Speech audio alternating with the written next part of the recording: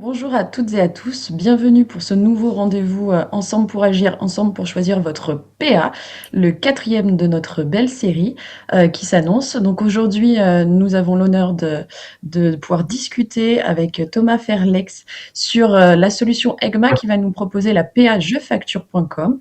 Juste avant, pour rappel, Ensemble pour choisir ta PA, c'est 10 questions, 30 minutes, les 10 mêmes questions qui sont posées à tous nos partenaires. Donc on y va, c'est le début. Et ça tombe bien, puisque la première question, Thomas, c'est présentez-vous. Et présentez votre Bonjour PA, bien Elodie. évidemment.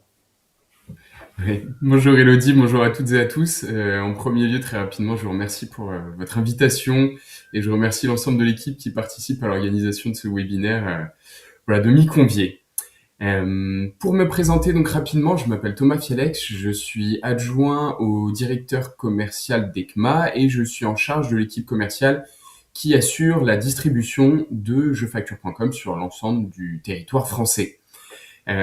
Présenter ECMA et présenter sa PA. Donc ECMA, c'est un satellite du Conseil national qui a fêté ses 30 ans en 2025, qui à l'origine est à l'initiative de l'organisation des congrès de l'Ordre des experts comptables et qui a vite évolué avec le temps, avec le lancement il y a à peu près 20 ans d'un produit phare qui s'appelle jedéclare.com, qui est bien connu de l'ensemble de la profession. Et petit à petit, un catalogue qui est venu s'étoffer avec jesignexpert.com, jefacture.com, dont on aurait tendance à oublier qu'il s'agit d'une solution qui avait été lancée et ouverte aux utilisateurs dès le mois d'avril 2020, et puis d'autres produits qui sont arrivés avec le temps. Jefacture.com, pour faire simple, c'est une solution voilà, qui est pensée dans l'intérêt de la profession, avec bien sûr des avantages identifiés pour les clients des experts comptables, majoritairement TPE-PME. Merci beaucoup, Thomas. Alors, je vais me permettre cette deuxième question. Pour le coup, c'est quoi la cible de votre PA? Concrètement, est-ce que vous visez plutôt les TPE, les PME, tous les acteurs, les entreprises, les pharmacies? Est-ce que vous avez un secteur particulier? Enfin bref, vous visez qui avec votre solution aujourd'hui PA? Alors, avec notre PA, on cible, je dirais, la majorité de vos clients en tant qu'experts comptables dans les cabinets. C'est-à-dire que jefacture.com est une plateforme qu'on pourrait qualifier de généraliste. Elle va traiter, voilà, elle n'est pas spécialiste comme il y en a certaines qui sont positionnées sur certains besoins, notamment ceux des pharmacies. C'est le premier qui me vient en tête.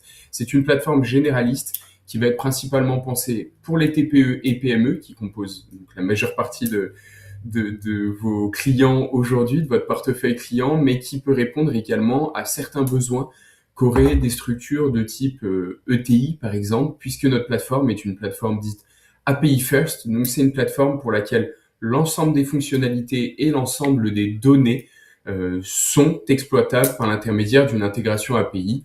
Alors, je prends l'exemple des entreprises, mais pas uniquement. Je crois qu'on va en parler un petit peu après. C'est également le cas pour les éditeurs, mais aussi pour les cabinets d'expertise comptable qui ont cette double casquette et qui seraient également un petit peu éditeurs et qui souhaiteraient avoir une plateforme marque grise intégrée dans leurs outils. Donc de manière, un petit peu plus synthétique ou en synthèse, c'est quoi la valeur ajoutée concrètement de l'APA que propose, cette solution jefacture.com chez Uncma? Et en complément, hein, de la valeur ajoutée que vous allez nous proposer, c'est quels sont les services aujourd'hui qu'on peut associer, grâce à jefacture.com? Les services Alors, typiquement, c'est par exemple tout ce qui est lié à la facturation notamment, au paiement des oui, fournisseurs, aux relances clients, enfin voilà, quels sont les services que vous allez proposer, en complément de votre PA aujourd'hui? ok. Alors, en termes de valeur ajoutée, on peut répondre en se basant sur déjà des éléments que je vous ai donnés dans les deux premières questions. Aujourd'hui, donc, jefacture.com, ECMA, nous sommes un satellite du Conseil national de l'Ordre des experts comptables. Et cela va nous permettre d'avoir deux principaux arguments par rapport aux différentes plateformes qu'on trouve aujourd'hui sur le marché. Le premier, je dirais que c'est l'indépendance. Aujourd'hui, jefacture.com, c'est une plateforme qui va venir s'adosser à la majeure partie, et je crois qu'on en parle encore par la suite, mais des outils de production du marché. De ce fait, notre plateforme va être formidable. Alors, je suis assez peu objectif, mais dans le sens où aujourd'hui, vous collaborez avec un éditeur, tout se passe bien avec cet éditeur, et je souhaite pour vous, comme pour celui-ci, que ça dure le plus longtemps possible dans le temps. Cependant, sait-on jamais, si pour une raison X ou Y, vous êtes amené à changer d'outil de production, une des principales valeurs ajoutées de jefacture.com, c'est que vos clients n'auront pas d'impact dans le changement d'outils que vous auriez dans le cabinet. C'est-à-dire qu'on viendrait débrancher leur espace jefacture.com d'un éditeur quel qu'il soit et on viendrait le rebrancher sur un autre. À ce moment-là, vraiment, il n'y aurait pas de double sanction, de double peine. Il y aurait déjà la complexité. Alors, j'ai jamais vécu, mais on me le décrit souvent, de changement d'outils de production dans le cabinet. Et vos clients ne seraient pas impactés par ça. Ça, c'est un des premiers éléments. Le deuxième élément, je dirais que c'est lié à la transparence des coûts. Aujourd'hui, et on le voit, hein, vous voyez, alors je raconte un peu ma vie, mais à titre personnel, ça fait 10 ans que je travaille avec les experts comptables. Je le vois sur les congrès, il y a de plus en plus d'éditeurs. C'est un marché qui est quand même assez attractif pour un certain nombre de structures. Jefacture.com, donc c'est une association.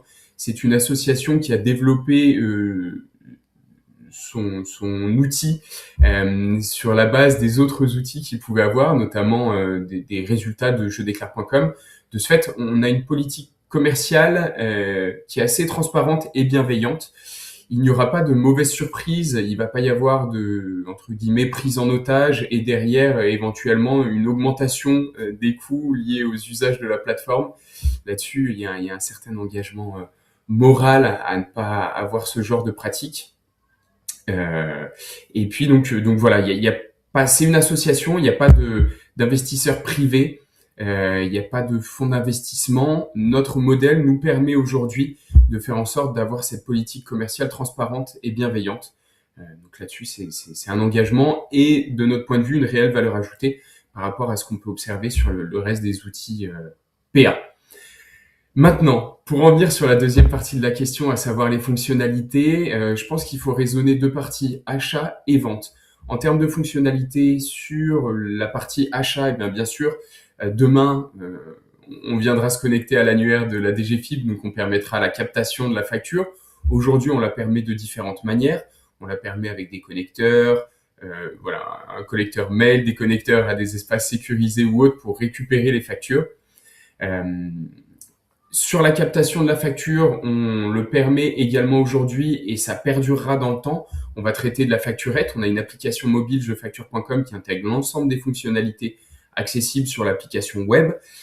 Et donc, pour tout ce qui va être traitement de la facturette, on a un module preuve d'achat qui va permettre de prendre en photo son ticket de caisse et d'établir des catégories de dépenses. Et non pas, par exemple, pour des fournisseurs d'essence, avoir un compte systématiquement pour chacun de ces fournisseurs.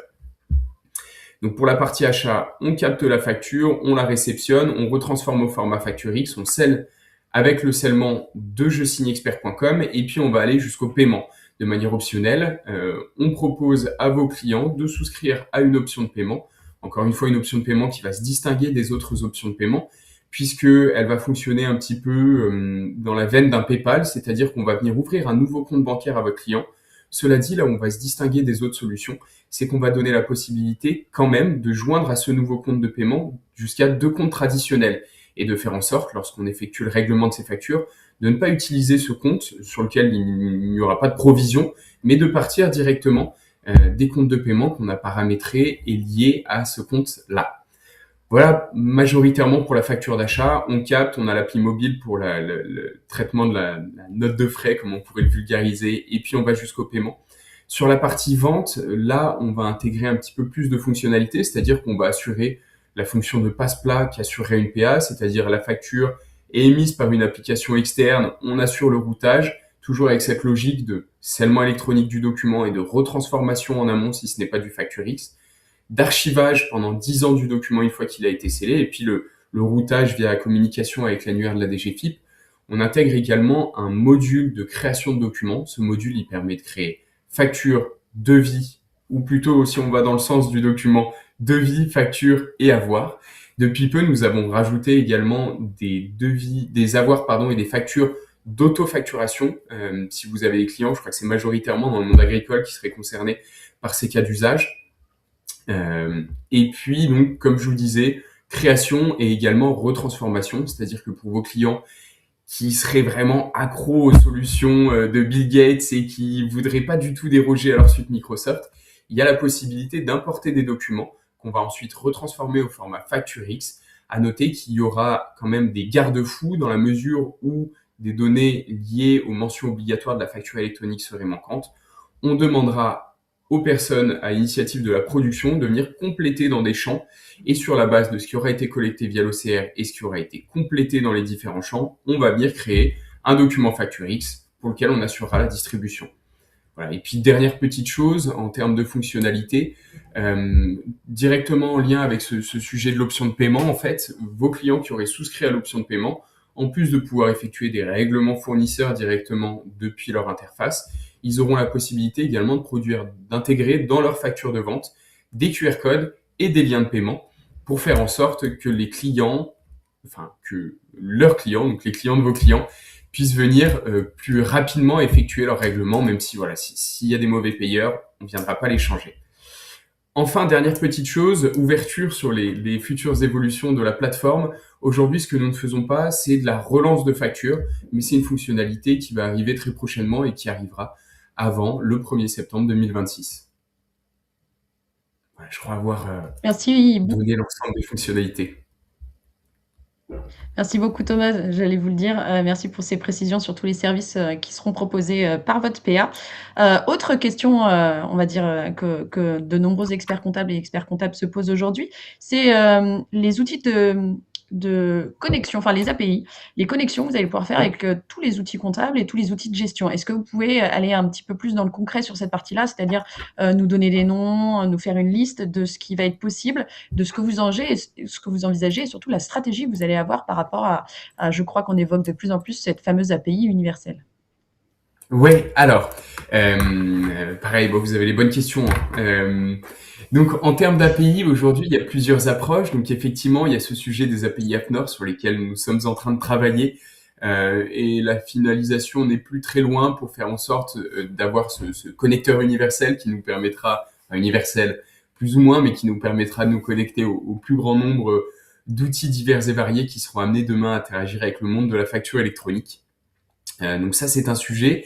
L'autre sujet, ce sont nos propres API. Donc aujourd'hui, je parlais du côté, pareil, un petit peu indépendant et universel de jefacture.com.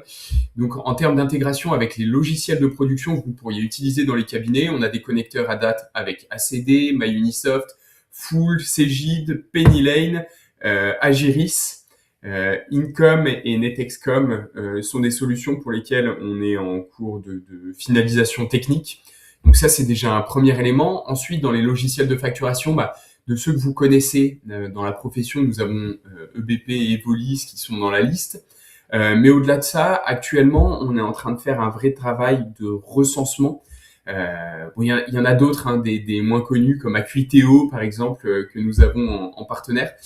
Mais on fait un réel travail de recensement pour faire en sorte d'identifier sur les principaux métiers, donc, et puis principalement sur les TPE-PME, des outils que vos clients seraient amenés à utiliser pour venir les les connecter en API à notre solution.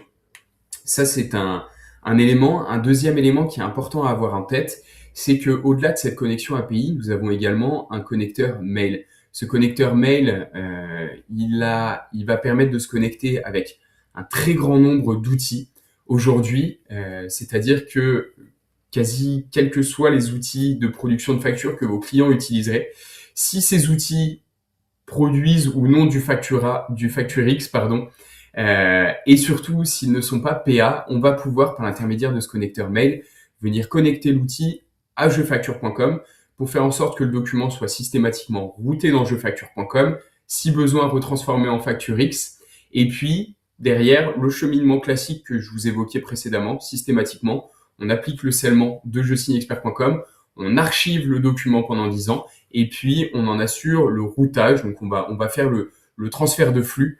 On peut voir un petit peu ça comme ce qu'on fait aujourd'hui avec jedéclare.com, c'est-à-dire que la donnée est produite dans un environnement extérieur à l'outil que nous proposons. Nous allons la collecter, nous allons la contrôler et, si besoin, la retransformer, l'archiver et la router. Voilà. Merci beaucoup Thomas. Question complémentaire. Justement, on va en venir. Concrètement, ça coûte combien la solution jefacture.com? Alors, nous vous proposons aujourd'hui deux modèles de facturation que vous allez pouvoir, si vous souhaitez, je dirais panacher sur votre portefeuille client. À savoir le premier qui consiste à être facturé pour les usages de vos clients. Dans ce cas-là, on est sur un tarif unique qui est 10 centimes le document, 10 centimes la facture, donc que ce soit une facture d'achat ou une facture de vente.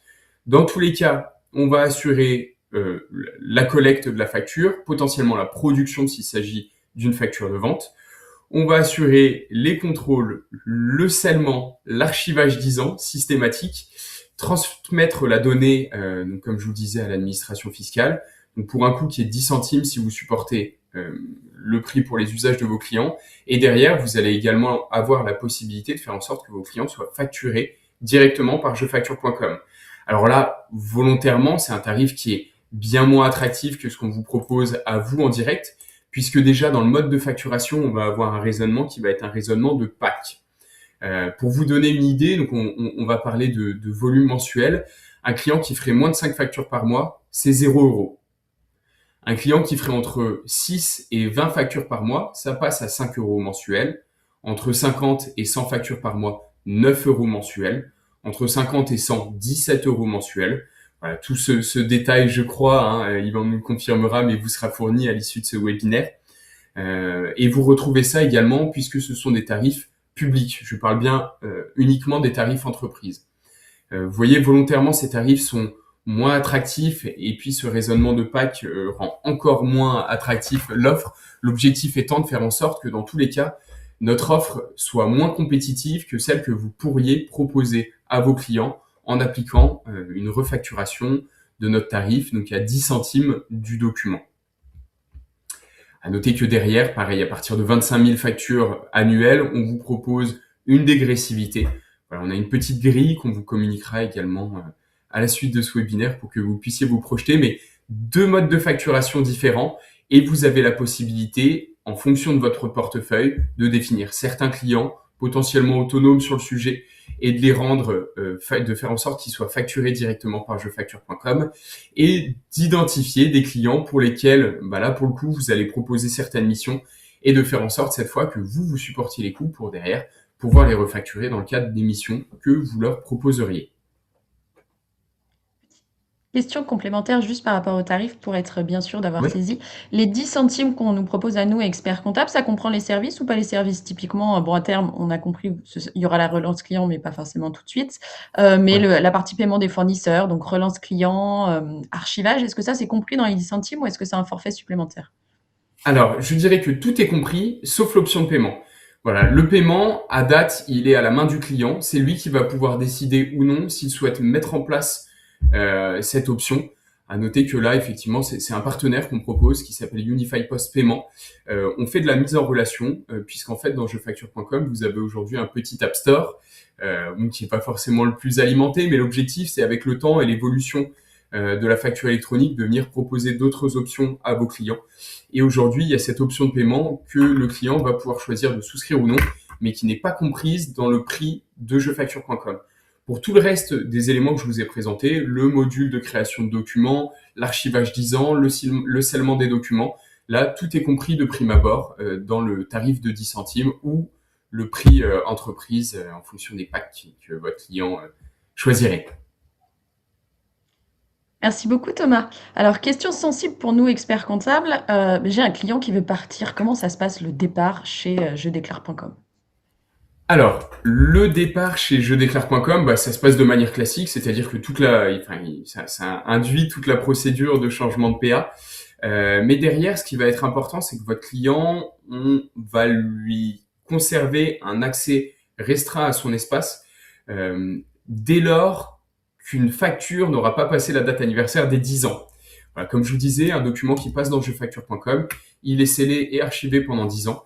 Votre client, dans tous les cas, s'il décide de ne plus utiliser jefacture.com, il conserve un accès restreint à son espace, il conserve un accès au document, tant le document initial pendant la petite période de transition qui sera pas forcément un document FactureX, et puis même à terme, en fait, je pense à voix haute, mais les facturettes qui sont traitées via l'application mobile, il conservera le visuel ticket de caisse, et puis il va conserver le document facture X générée sur la base de ce qui aura été collecté dans ce document et potentiellement de certains éléments qui seraient complétés.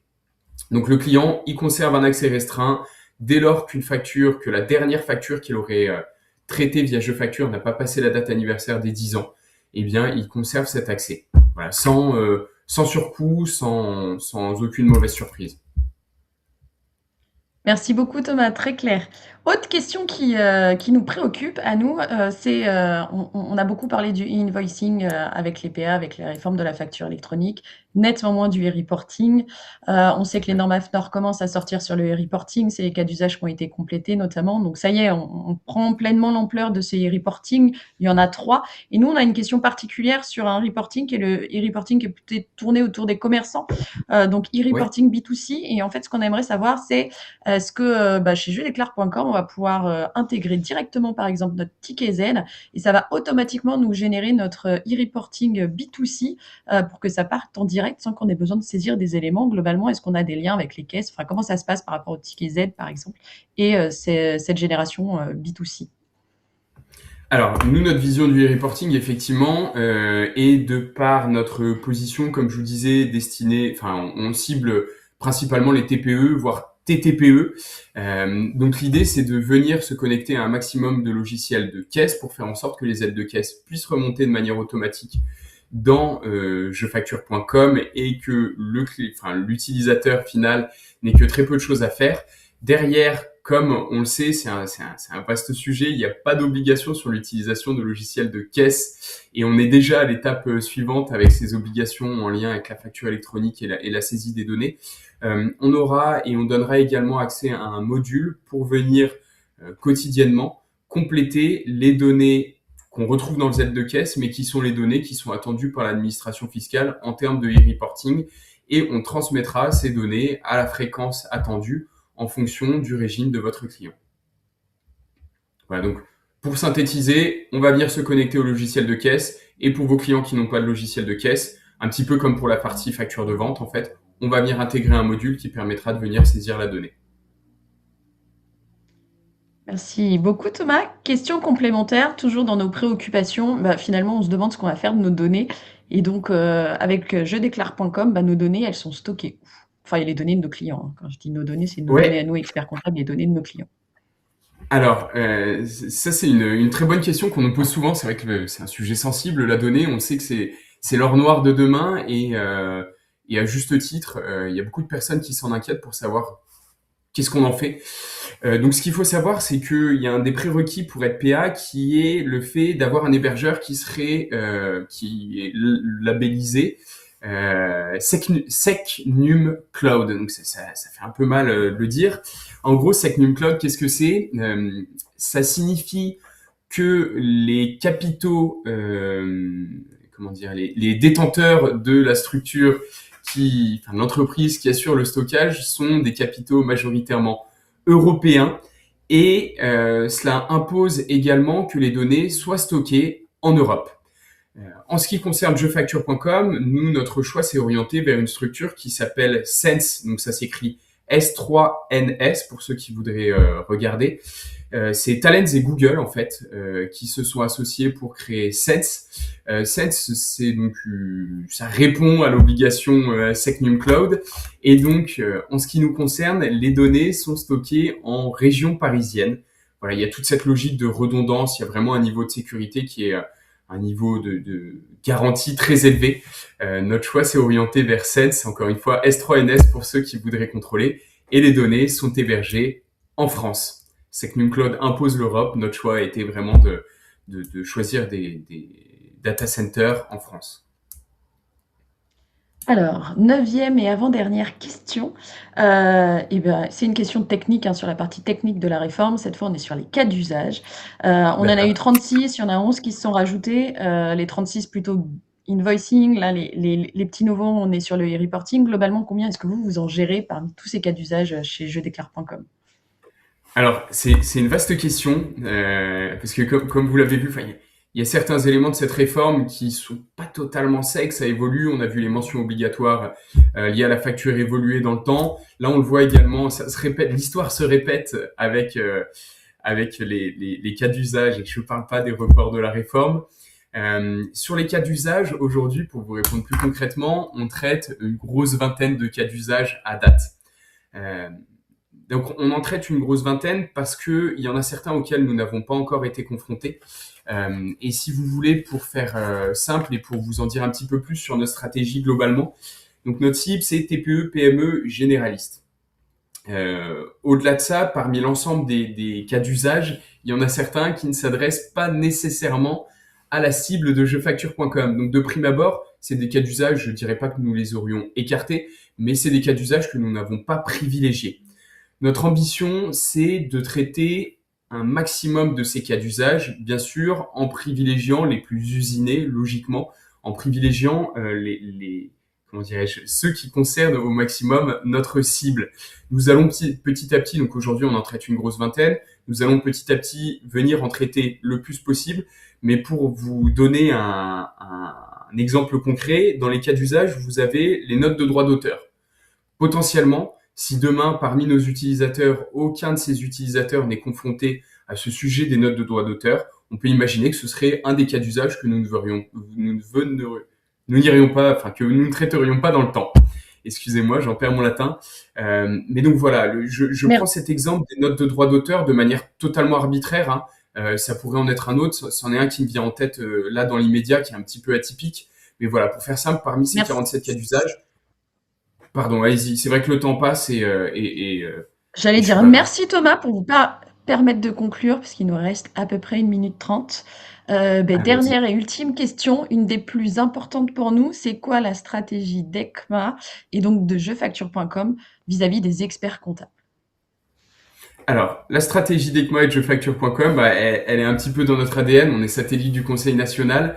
On a déjà eu une très grande réussite avec une de nos autres solutions qui est jedéclare.com. Je dirais que notre stratégie, c'est de capitaliser par notre approche bienveillante de la profession et notre logique de prescripteur, c'est-à-dire vous laisser la main, vous laisser souverain concernant les données qui sont exploitées dans jefacture.com, vous laisser indépendant. Voilà, donc miser sur la profession pour la profession, faire en sorte que demain jefacture.com soit cette plateforme référence. On le souhaite avec la même réussite que jedéclare.com pour faire en sorte que vous restiez maître de tous ces éléments liés à la facture et que vous n'ayez pas de mauvaises surprises. Et puis, pour aller un petit peu plus dans le fonctionnel, la stratégie de jefacture.com, c'est de ne pas vous mettre entre les mains de prime abord une usine à gaz et d'avoir un outil simple pour vous comme pour vos clients qu'on viendrait petit à petit étoffer avec le temps, encore une fois, comme on a pu le faire avec d'autres plateformes qui sont distribuées par ECMA. Merci beaucoup Thomas, merci de vous être plié au jeu de ces 10 questions-réponses sur cette demi-heure. On va rester connecté avec Thomas pour enchaîner avec les questions-réponses juste derrière. Donc pour ceux qui souhaitent rester connectés, restez connectés. Et puis pour les autres, vous pourrez de toute façon avoir accès aux questions-réponses sur la séance de replay. Première question, Thomas. Je vous propose de répondre, d'aller un petit peu plus loin sur la partie transformation des factures, parce qu'on sait que Ouais. facture.com va nous permettre de récupérer les factures Word, Excel enfin Word, Excel essentiellement PowerPoint, enfin bref, des factures qu'on ne fait pas depuis un logiciel de facturation qui nous permettrait d'utiliser le format X, de les transformer. Sauf que la question que j'ai et qui est à mon sens tout à fait à propos, c'est que normalement les normes qui sont exigées aujourd'hui, ça c'est possible, si on a bien compris, jusqu'au 31 décembre 2027. Et après, il y a une évolution des demandes de l'administration, ce qui fait que normalement, à partir du 31 décembre 2027, je serai plus en capacité de transformer ces factures. Est-ce que ça c'est toujours d'actualité? Est-ce que c'est toujours vrai? Euh, C'est toujours c'est la première d'actualité. question, un peu technique. Ouais, non, c'est toujours d'actualité. Je dirais que le fonctionnel lié à la retransformation, alors c'est vraiment du PDF qu'il faudra amener à l'entrée, c'est-à-dire que ce sera produit dans un format divers et varié. On retransformera en PDF, on pourra l'importer. Derrière, ce qui sera fait, c'est que l'OCR va collecter toutes les données identifiables sur la facture. Et dès lors qu'il n'y aurait pas toutes les mentions obligatoires, il y aura des petits champs encadrés en rouge que votre client devra venir compléter pour faire en sorte qu'on puisse venir créer le facture X, voilà, respecter les normes du format attendu par la DGFiP. Ça, c'est valable effectivement jusqu'à une certaine date. Cette date, pour l'instant, n'a pas évolué et c'est celle que vous avez citée. Euh, Ensuite, on peut imaginer par rapport au confort de votre client qui va faire ça les premières fois et puis que ça va petit à petit peut-être s'apparenter à de la double saisie puisqu'il va saisir des éléments d'un côté, importer son document, venir ressaisir et logiquement, je dis bien logiquement, hein, peut-être pas pour les plus têtus d'entre eux, mais ça devrait petit à petit les amener vers le module de création de documents et changer un petit peu leurs mauvaises habitudes. Enfin, mauvaises, celles qui ne sont pas conformes par rapport à ce qui est attendu à terme par l'administration fiscale. Deuxième question, est-ce que si je suis à l'étranger, je vais être bloquée pour ma connexion à la solution jefacture.com ou pas du tout? Alors, très bonne question. Non, il n'y aura pas de blocage pour la connexion à jefacture.com. À noter encore une fois, élément important, jefacture.com est accessible de deux manières. Via une application web, donc c'est une solution de SaaS, c'est ce qu'on a l'habitude d'utiliser très souvent avec un grand nombre d'outils, mais également via une application mobile. Et c'est bien une vraie application mobile, c'est pas un site internet responsive design qu'on viendrait retraduire, c'est une vraie application et tous deux seront accessibles depuis l'étranger. Question API cette fois et connexion, est-ce que vous allez être Ouais. connecté à Cegid? Oui, tout à fait. Alors c'est déjà le cas. Peut-être que je les ai pas cités tout à l'heure quand j'en ai cité un certain nombre. Et c'est déjà le cas. On se connecte à la totalité. Alors ensuite, ça dépend de la politique de l'éditeur, si vous voulez, mais on se connecte à des produits de la gamme CJ, Quadra et Loop, pour citer les trois familles d'outils de production comptable Cegid. Oui, c'est déjà le cas. D'accord, et puis pour tous les autres outils, je suppose qu'il suffit d'aller voir sur le site internet jefacture.com, on a la liste de tous les outils où vous allez être connecté et toutes les API Oui, disponibles. tout à fait. En gros, pour synthétiser, et c'est pas du tout pour faire de la mauvaise pub à qui que ce soit, vous avez Sage aujourd'hui avec lesquels nous n'avons pas d'intégration API. Sinon, vous retrouvez, je dirais quasi tout le monde, les gros. Vous avez ACD, Agiris, donc c'est J qui sont quand même trois mastodontes aujourd'hui. Vous avez également des solutions plus récentes comme Pennylane, Income, MyUnisoft. Donc voilà, vous avez quasiment tout le monde. J'ai une question hotline. Est-ce qu'on va avoir une hotline chez jefacture.com ou est-ce que c'est juste un chat qui va répondre à nos questions? Voilà, c'est sujet sensible hein, parce que pour nous aussi, c'est vrai que c'est important dans la pratique parce que on se voit très bien être un peu le service après-vente par rapport à nos clients. Et donc voilà, l'idée c'est de savoir comment est-ce qu'on va être accueilli et géré chez jefacture.com par rapport à ça. Non, c'est une très bonne question également. Effectivement, j'aurais pu en parler dans la partie fonctionnalité. Aujourd'hui, il y a et demain d'autant plus, il y a une double assistance, c'est-à-dire qu'il y a une assistance pour vous côté cabinet, mais il y a également une assistance pour vos clients. Alors, on se doute que de prime abord, vos clients, quand ils vont rencontrer une difficulté, hop, ils vont appuyer sur le dernier numéro qu'ils ont appelé, c'est-à-dire leur expert comptable, et qui vont vous demander de jouer le rôle d'assistance technique. Mais il y a une assistance qui leur est dédiée, donc qui est accessible de différentes manières. Téléphone, alors plutôt si on va dans l'ordre, vous avez un petit chat qui est intégré directement avec un Zendesk, donc une FAQ interactive dans Je Facture. Derrière, il y a une assistance mail qui est accessible.